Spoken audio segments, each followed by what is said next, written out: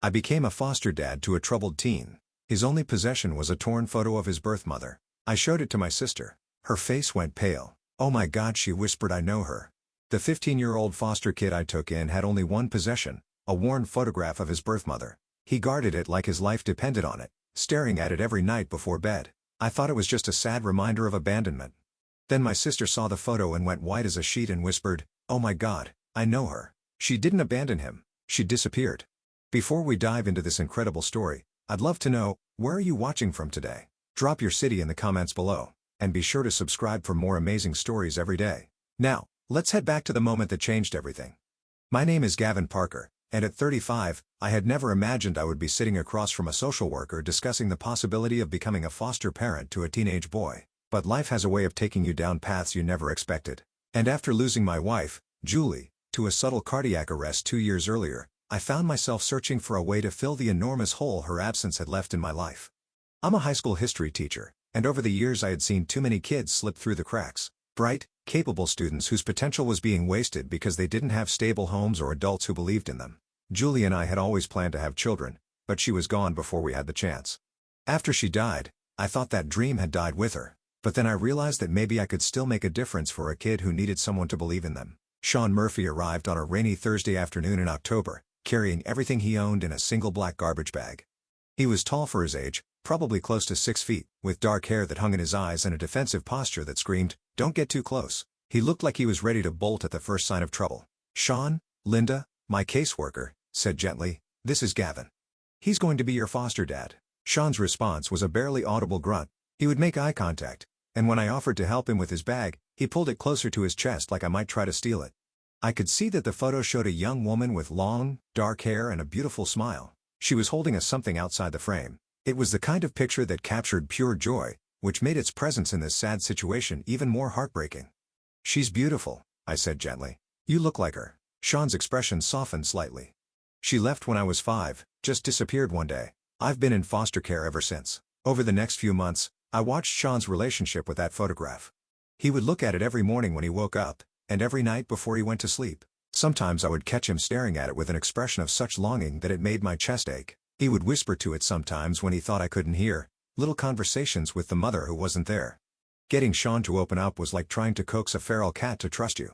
He was polite but distant, answering my questions with the minimum number of words possible. He did his homework without being asked, kept his room clean, and followed all the house rules, but there was no warmth in any of it. The only time I saw any real emotion from Sean was when it came to that photograph. One evening, about 3 weeks after he arrived, I heard a commotion from his room. When I knocked on his door, I found him frantically searching through his belongings, his face pale with panic. "I can't find it," he said, his voice shaking. "I can't find the picture." We searched his room thoroughly and finally found the photograph wedged between his mattress and the wall. The relief on Sean's face when I handed it back to him was profound. "I thought I lost her," he whispered, clutching the photo to his chest. That night was the first time Sean really talked to me.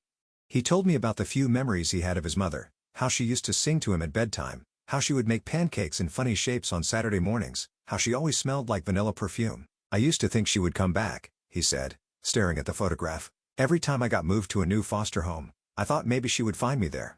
But it's been 10 years now. I guess she just didn't want me anymore." "You don't know that," I said. "Maybe something happened. Maybe she's looking for you too." Sean looked at me with the skeptical expression of someone who had learned not to hope for things that seemed impossible.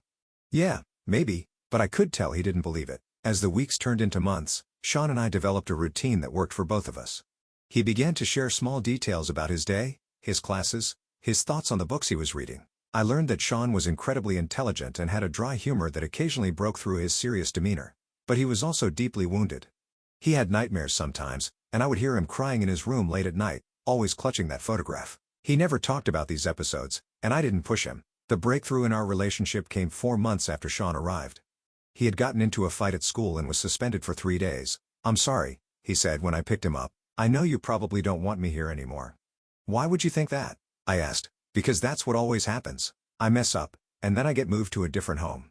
I pulled the car over and turned to look at him. "Sean, I'm not going anywhere, and neither are you. We're family now, and families stick together through the tough times." For the first time since he had arrived, Sean looked at me with something that might have been hope. "Really? Really?" I said. "And if you want to stay, if this feels like home to you, then we can make it permanent."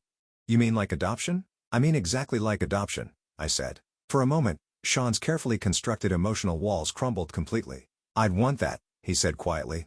I'd want that a lot. It was around this time that my sister Barbara came to visit. Barbara is 3 years older than me and works as a social worker in Denver.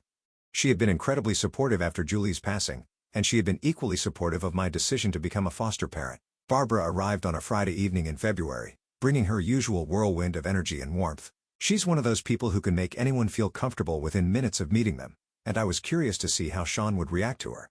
To my surprise, Sean seemed genuinely interested in meeting her. Over dinner, Barbara regaled us with stories from her work and her travels, and Sean listened with genuine interest. He even volunteered some stories of his own. It was the most animated I had ever seen him. After dinner, we moved to the living room, and Sean excused himself to go upstairs and work on a history project. Barbara and I settled in with coffee to catch up. He's wonderful, Gavin, Barbara said. I can see why you've fallen in love with him. He's got such an old soul, but there's still so much hurt there. He's been through a lot, I said, but he's starting to trust me, starting to believe that might be permanent. What about his birth family? Barbara asked. Has there been any contact? His father was never in the picture, I said, and his mother disappeared when he was 5. He has this photograph of her that he treasures, but there's been no contact since she left. That's so sad, Barbara said. I can't imagine what would make a mother just abandon her child like that. Can I see the photo? Barbara asked. I'm curious what she looks like. I went upstairs and knocked on Sean's door. He was sitting at his desk, working on his project with the photograph propped up next to a study companion. Barbara was wondering if she could see the picture of your mom. Would that be okay? Sean looked protective for a moment, then nodded. Yeah, I guess that's okay. He handed me the photograph carefully, and I carried it downstairs to where Barbara was waiting. Here she is, I said, handing Barbara the worn picture. Sean's mom. Barbara took the photograph and looked at it casually at first, then more intently. I watched as her expression changed from mild curiosity to confusion, to something that looked like shock. The color drained from her face completely. Her hands started trembling as she stared at the photograph. Oh my God, Gavin, she whispered, her voice barely audible. Oh my God, Gavin. What? I asked, alarmed by her reaction. What is it? Barbara looked up at me with wide, frightened eyes. I know her, she said, her voice shaking. This is Lisa, Lisa Brennan. She was my best friend in college for 4 years. We were inseparable. This is definitely her. The words hit me like a physical blow. What do you mean? You know her? I mean, I know her, Barbara said, still staring at the photograph in disbelief. We were roommates at Colorado State for 4 years. We were inseparable. This is definitely her. I felt like the world had tilted off its axis, but that's impossible. This picture is 10 years old. Sean's mother abandoned him. She didn't abandon anyone, Gavin. Lisa didn't abandon anyone. She disappeared 10 years ago. She had a complete mental breakdown and just disappeared. I've been looking for her ever since. The silence that followed was deafening. Upstairs, Sean was working on his homework, completely unaware that his entire world was about to change. Tell me everything, I said, my voice barely above a whisper. Barbara set the photograph down on the coffee table with shaking hands.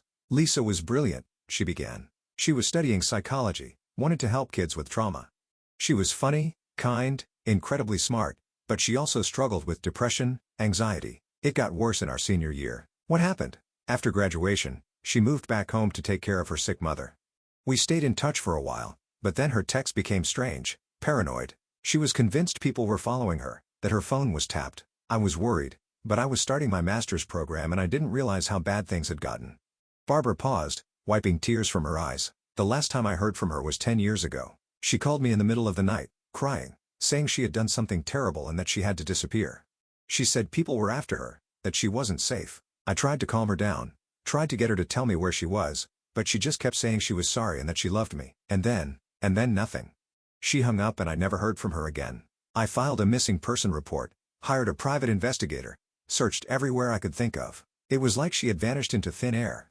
I stared at the photograph, trying to process what Barbara was telling me. But Sean, if she disappeared 10 years ago and Sean was 5 when she left, the timeline matches, Barbara said quietly. Gavin, I think Lisa had a complete psychotic break. She probably didn't abandon Sean on purpose. She probably thought she was protecting him from whatever she believed was threatening her. The implications of this revelation were staggering. Sean had spent 10 years believing his mother had abandoned him because she didn't want him, when in reality, she had been suffering from severe mental illness. We have to find her, I said. I've been trying to find her for 10 years. But now we have something I didn't have before. We have Sean. We have proof that she was here, in this area 10 years ago. That's a starting point. What do we tell Sean? Barbara looked toward the stairs where we could hear the faint sound of Sean moving around in his room. "We tell him the truth," she said. "We tell him that his mother didn't abandon him. We tell him that she was sick, and that she's probably still out there somewhere, needing help. What if we can't find her? What if she's—" "We'll cross that bridge when we come to it," Barbara said firmly. "But Sean deserves to know the truth about what happened. He deserves to know that his mother loved him." That night, after Barbara had gone to bed in the guest room, I sat in my kitchen staring at that worn photograph and thinking about the boy upstairs who had been carrying a burden of abandonment that wasn't even real.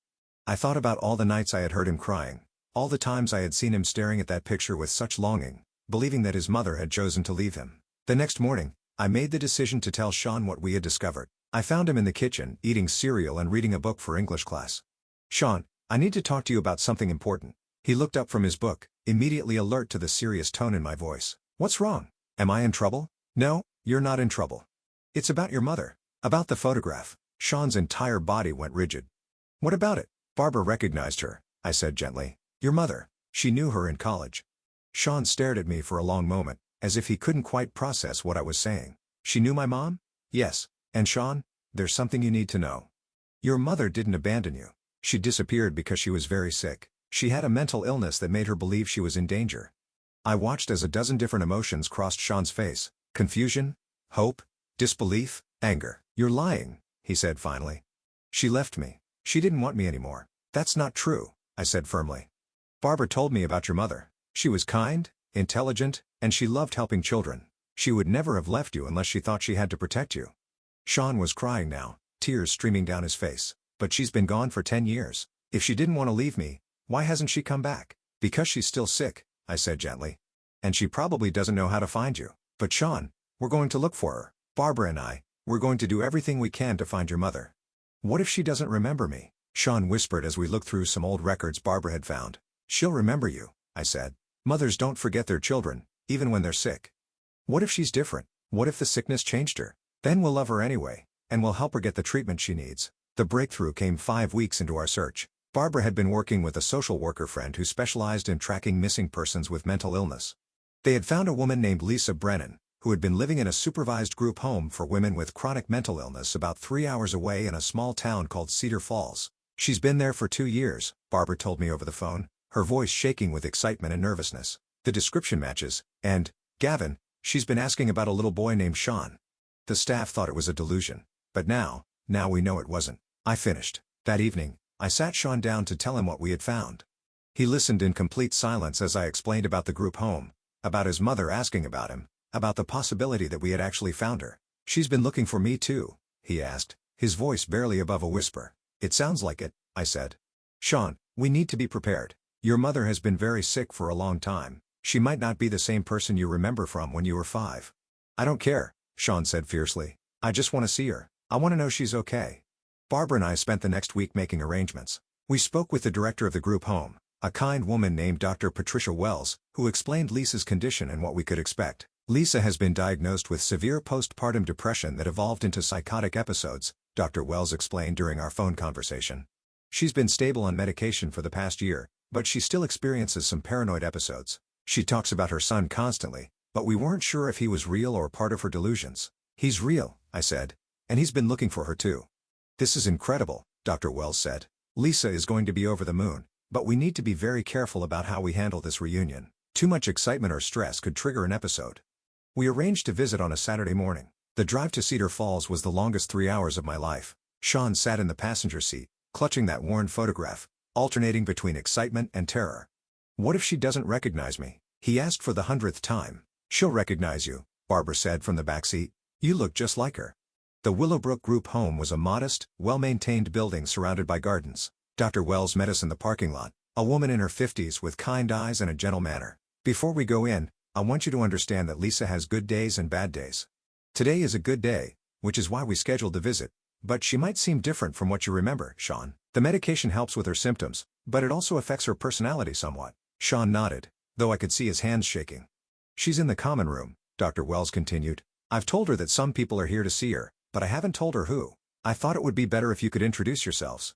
We followed Dr. Wells through the front door and down a hallway lined with cheerful artwork. The common room was bright and airy with comfortable furniture and large windows that looked out onto the gardens. And there, sitting in a chair by the window, was the woman from Sean's photograph. She was older, of course, and thinner than in the picture. Her dark hair was shorter and streaked with gray, and there was a fragility about her that spoke of years of struggle, but it was unmistakably her, the same beautiful eyes, the same gentle features that Sean had inherited. She looked up when we entered the room, and her gaze immediately fixed on Sean. For a moment, she just stared, as if she couldn't quite believe what she was seeing. "Sean, my Sean, is that really you?" Sean couldn't speak. He just stood there, tears streaming down his face, clutching the photograph to his chest. "Oh my God," Lisa said, rising from her chair on unsteady legs. "Oh my God, you're so big. You're so grown up. I've missed you so much, baby. I've missed you every single day." She moved toward him slowly, as if she was afraid he might disappear if she moved too quickly. When she reached him, she raised a shaking hand to touch his face. "You're real," she whispered. "You're really here." "Mom," Sean said, and the word came out like a sob. "I thought you didn't want me anymore." "Oh, sweetheart," Lisa said, pulling him into her arms. "I never stopped wanting you. I never stopped loving you. I got so sick, baby. I got so confused and scared, and I thought I was protecting you by staying away." They held each other and cried, and I had to wipe tears from my own eyes as I watched this reunion that had been 10 years in the making. "I kept your picture," Sean said, showing her the worn photograph. "I looked at it every day." Lisa took the picture with trembling hands, staring at it as if it was the most precious thing in the world. "I remember this day," she said. "We were at the park, and you had just learned to go down the big slide by yourself. You were so proud." "I remember that too," Sean said. "I remember you pushing me on the swings." "I remember everything about you," Lisa said. "Your favorite bedtime story, how you liked your pancakes cut into dinosaur shapes, the way you used to sing in the bathtub. I never forgot any of it." Barbara stepped forward then, and Lisa looked at her with confusion for a moment before recognition dawned. "Barbara," she said incredulously. "Barbara, is that you?" "Hi, Lisa," Barbara said, her own voice thick with emotion. "I have been looking for you for 10 years. I'm so sorry," Lisa said, reaching for Barbara's hand. "I'm so sorry I disappeared. I was so scared, so confused. I thought people were trying to hurt Sean, and I thought the only way to keep him safe was to stay away." "It's okay," Barbara said. "You were sick. It wasn't your fault." We spent the next 2 hours in that common room, slowly piecing together the story of what had happened 10 years ago. Lisa's mental illness had manifested gradually after Sean's birth, but she had managed to hide it for several years. The final break had come when her paranoid delusions convinced her that dangerous people were after her and Sean. "I thought if I stayed away, they would leave him alone," she explained. "I thought he would be safer without me. I never meant for it to be forever. I thought I would get better and come back for him." "But you did get better," Sean said. "You're better now, right?" Lisa smiled sadly. "I'm better than I was, sweetheart. The medication helps a lot, but I'll always have this illness. I'll always need help managing it." "That's okay," Sean said firmly. "I don't care. I just want you in my life." Dr. Wells had been observing the reunion from a respectful distance, and she approached us now with a gentle smile. "This has been wonderful," she said, "but I think should probably wrap up for today. This has been a lot of excitement for Lisa, and we want to make sure she doesn't get overwhelmed." "Can I come back?" Sean asked immediately. "Can I visit again?" "Of course you can," Dr. Wells said. "We'll work out a regular visiting schedule." "And Lisa, how do you feel about that?" "I would love that more than anything," Lisa said, taking Sean's hands in hers. "But Sean, I want you to understand something. I can't be your mom the way I used to be. I can't take care of you or give you a home. I'm still learning how to take care of myself." "I know," Sean said. "I have Gavin now. He's going to adopt me, but I still want you to be my mom too. I want both of you." Lisa looked at me for the first time since we had arrived, and I could see the gratitude in her eyes. "Thank you," she said simply. "Thank you for taking care of my boy." "Thank you for raising such an incredible kid," I replied. As we prepared to leave, Lisa hugged Sean one more time. "I love you, Sean," she said. "I never stop loving you, not for one single day." "I love you too, Mom," Sean said, "and I'm going to keep visiting you. We're going to be a family again, just a different kind of family." The drive home was quiet, but it was a peaceful quiet rather than the tense silence of the morning. Sean stared out the window, processing everything that had happened. "She's different," he said finally. "Yes, she is. How do you feel about that?" "Sad," he said honestly, but also relieved. "I spent so many years thinking she left because I wasn't good enough, because she didn't love me. Now I know that's not true." "It was never true," Barbara said from the backseat. "Your mother loves you more than anything in the world. She always has." Over the following months, we established a routine of visiting Lisa every other weekend. Sean would tell her about school, about his friends, about his life with me. Lisa would share stories from her own childhood, teach him card games, and slowly, carefully, they rebuilt their relationship. It wasn't the mother-son relationship that either of them had lost 10 years ago. Lisa couldn't be the primary parent Sean needed, and Sean had to accept that his mother would always struggle with her illness. But it was something beautiful in its own way, a connection based on love and acceptance rather than obligation or expectation. 6 months after our first visit to Cedar Falls, I officially adopted Sean. Lisa was there for the court hearing, having been granted permission to leave the group home for the day. She sat in the front row, crying happy tears as the judge made our family legal. "I'm so proud of you both," she told us afterwards. "Sean, you have found yourself an amazing father. And Gavin, thank you for giving my son the life I couldn't give him. We're all family now, all of us. You, me, Sean, Barbara. We're going to take care of each other." A year later, Lisa had progressed enough in her treatment to move into a supervised apartment program. She couldn't live independently, but she had more freedom and privacy. Sean helped her decorate her new place, and she kept that worn photograph of the two of them on her nightstand, just like Sean had done for so many years. "You know what's funny?" Sean said to me one evening, as we drove home from one of our visits. "I used to think that photograph was all I had left of her, but it turns out it was just the beginning." "What do you mean?" "I mean, I spent so many years staring at that picture, trying to remember what it felt like to be loved by her. But now I know. Now I get to feel it again every time I see her." As I write this, Sean is 17 years old and thriving. He's an honor student, he's made friends, and he's even started dating a girl from his chemistry class. He still visits his mother regularly, and their relationship continues to grow and evolve. Lisa will always struggle with her mental illness, and Barbara has still difficult days when her symptoms flare up, but she's surrounded by people who love her and understand her condition. She has her son back in her life, she has Barbara's friendship, and she has the support of a treatment team that truly cares about her well-being. Barbara often says that finding Lisa was like solving a puzzle that had been missing pieces for 10 years, but I think it was more than that. It was about understanding that families come in all shapes and sizes, and that love can survive even the most devastating circumstances. Sean's story began with abandonment and loss, but it became a story about connection and healing. He learned that his mother's disappearance wasn't about him not being worthy of love. It was about illness, fear, and a mother's misguided attempt to protect her child. And I learned that sometimes the most broken families can become the strongest ones because they're built on choice rather than obligation, on understanding rather than expectation, and on the radical belief that everyone deserves to be loved and to belong somewhere. The worn photograph that Sean treasured for so many years still sits on his nightstand, but now it's surrounded by new pictures, photos of our family dinners, of Lisa's birthday parties, of graduations and holidays, and ordinary moments that have become extraordinary because we're sharing them together. We didn't just find Sean's missing mother, we found each other, and in doing so, we created something beautiful from something that had been broken for far too long. What an absolutely incredible story about the power of love to heal even the deepest wounds. Sean's journey from believing he was abandoned to discovering the truth about his mother's illness shows us that sometimes the most painful mysteries have the most beautiful solutions. What do you think about the way this family came together despite such difficult circumstances? Have you ever discovered that a painful situation had a completely different explanation? Let us know your thoughts in the comments below.